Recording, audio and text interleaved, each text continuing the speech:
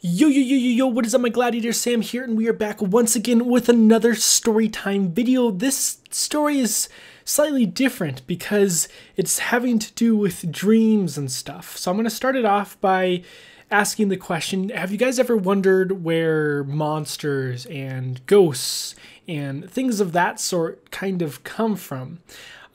It's an interesting question, and I think it kind of stems from people telling stories.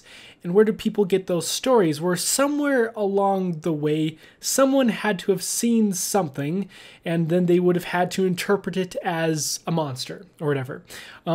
You can kind of see that from like a schizophrenic, right? They'll see crazy stuff just throughout their day, delusions, like say the chair starts talking to them stuff. It's really crazy stuff, and it's like a real condition. Well, I have something that is not as extreme as that, but fairly similar, where it's like borderline schizophrenic. It's called sleep paralysis. And what happens is in the middle of the night, your body, well, the definition of sleep paralysis is your body obviously will become paralyzed, and then you will start to hear things that may not actually be there. Kind of like your dreams are seeping into reality. Well, I have like an extreme version of sleep paralysis where I've kind of trained my body to get out of the whole paralysis part of sleep paralysis. And I can see, hear, and interact for only a brief moment my dreams. Only if my dreams are like extremely vivid, if it's like something I'm really focusing on, then when I wake up, I'll actually be able to see it for about 3 seconds or so. And it's crazy. Most of the time, sleep paralysis is something that is really, really scary. You see like a monster, or you see like a ghost or whatever. But you're not necessarily able to wake up or interact with it. But because I've had this since I was a kid, like my body's like trained to like break out of the sleep paralysis part and like actually be able to like see it. Anyways, I've had some crazy encounters in my life. I'll see things just when I wake up, like a 3-headed dog at the end of my bed, or like a little girl in my closet, or like a flying skull, or just really creepy stuff. And then recently, I found it was really interesting. I've been having the sleep paralysis thing, but something that is not necessarily scary, and that doesn't like make sense to the definition of sleep paralysis. So I'll tell you one which I find is like really crazy interesting. I was sleeping, obviously it was kind of in the middle of the night, and I wake up to people talking in my room, and I'm just like, what is that sound? Like there's someone talking? Like what is going on? And they're talking about like bank investments and stuff. It was really weird.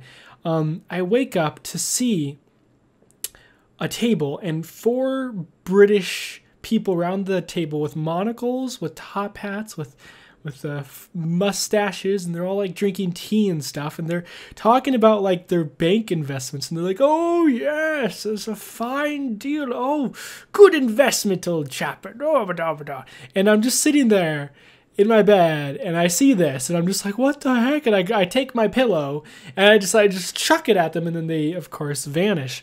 But that was just like odd, because the sleep paralysis, it's supposed to be something scary. It's supposed to like be a jump scare. And usually I'll have it after I see a scary movie. And then obviously I'm thinking about how terrifying that movie was, to where like I'll start seeing like scary stuff from that movie. But this has not been the case recently. The other night I remember I was sleeping, and then like my cat woke me up. And it was like at the edge of my bed, and it was like kind of pawing at my feet or whatever. I couldn't necessarily feel it, but I could see that he was there. And then so I kind of shooed him off, and then I realized that my door has been locked all night. And how did the cat get in? And then I realized it wasn't there. Like when I looked again, it just wasn't there. So I'm assuming again that was sleep paralysis, but it's like not scary. It's just like, oh, okay, it's just like part of a dream, I guess. Anyways, that's just been happening recently. I have no idea why it's not scary anymore, but it's just not, and that's really interesting. But here's the crazy thing. Take someone who has sleep paralysis, and me in more, specifically, and then have it be something that isn't the sleep paralysis, but I think it is. Okay. So think about that scenario. So it was really, really late at night, and I have this natural instinct, like my human animalistic instinct, when you're in a fight or flight situation, is to fight.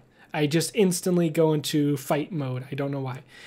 So whenever I have a scary sleep paralysis experience, I'll jump out and I'll try to fight it. Like if I see a monster, I'll jump out of my bed and I'll go fist swinging and screaming like, bring it on, bitch. Like I am just crazy mode, because like that's just like my natural instinct. Anyways, it was really late at night and my sister had left on the stove, or not the stove, the heater, and the whole downstairs was extremely hot. And my dad, he woke up and it was really, really late, so he's just drowsy, he is tired, his eyes are all sunken in, he's just like, ugh. And he can tell, like, obviously the house is extremely hot. It's like a sauna. That's not supposed to happen. So he's trying to find the source of the heat. And so first he checks my room. But he doesn't want to wake me up. He doesn't want to scare me because he knows I have sleep paralysis. So he just kind of opens my door a little bit and then reaches in his hand, because my heater is right next to the door. And he takes his phone and he like lights it up a little bit so he can kind of see what's going on. And he reaches in his hand to turn down the heater and then peeks in his head a little bit. So if you imagine this, you just see like a hand coming out from my door and then just like this illuminated face just peek in, and I wake up instantly. And again, my instant reaction is like I'm having a sleep paralysis. And so to break out of the paralysis part, like my body starts like shaking, because, and it looks kind of like I'm having like a seizure or whatever. I'm just like, and so he sees this. He's like, don't worry, Sam, it's okay. Like this is the way I envisioned it, or how it kind of happened to me. He's just like, Sam, don't be afraid. Don't be afraid. I just see this face and like this hand coming out. He's like, don't be afraid. And I am just freaking out, right? Because obviously I'm like, oh my God, there's something in my room. And then he walks in a little bit more, and I see more of him, and then I instantly realize it's not, it's just my dad. And then so within a second, like I just instantly figure out that it's not like something scary, and then boom, I'm just right back to sleep.